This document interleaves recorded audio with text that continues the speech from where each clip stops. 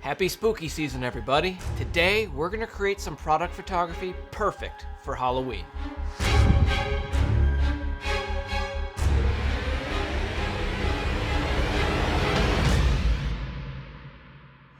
Before we jump into our photo shoot, please remember to give this video a like and subscribe for more content like this. Alright, it's October, which means it's time for a Halloween-themed photo shoot, and today I'll be breaking down a lighting setup for some product photography featuring Howling Gourds Pumpkin Ale. Absolutely not a sponsor in any way, just a pumpkin spice lager I picked up from my local Trader Joe's. I specifically selected this product because of the colorful, vibrant art on the bottle. I wanted this photo shoot to incorporate a lot of oranges and yellows, so I thought this would be a perfect fit. My backdrop for this shoot was Savage Universal's Orange 24. And for our surface area, I wanted something super reflective. So I bought this acrylic black plexiglass sheet off of Amazon. Pro tip, have glass cleaning solution and an air blower handy since the surface collects dust very easily. Our key light is an Explore 600 with an optical snoot, directly overhead and in front of the bottle. I used the spotlight gobo inside of the snoot to direct the light solely on the bottle. 2 additional strobes with rectangular octoboxes flank the setup on the sides, and to create a light vignette, I placed a speed light behind the setup, pointing at our orange background. With all of my strobes set up, I went one by one, dialing in the power values of each light.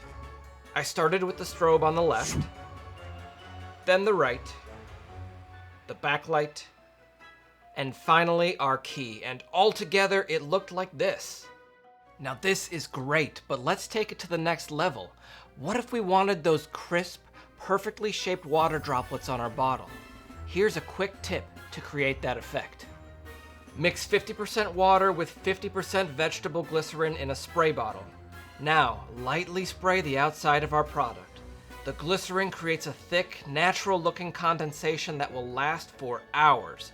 Using only water, the condensation will only last a short amount of time and it will warp the paper on the bottle. Since we're going for an autumn vibe for this photo shoot, I wanted to take this look one final step further. So I went to my local craft store and picked up some seasonal floral decorations as well as miniature pumpkins. I placed these decorations around our product and now we have our final image.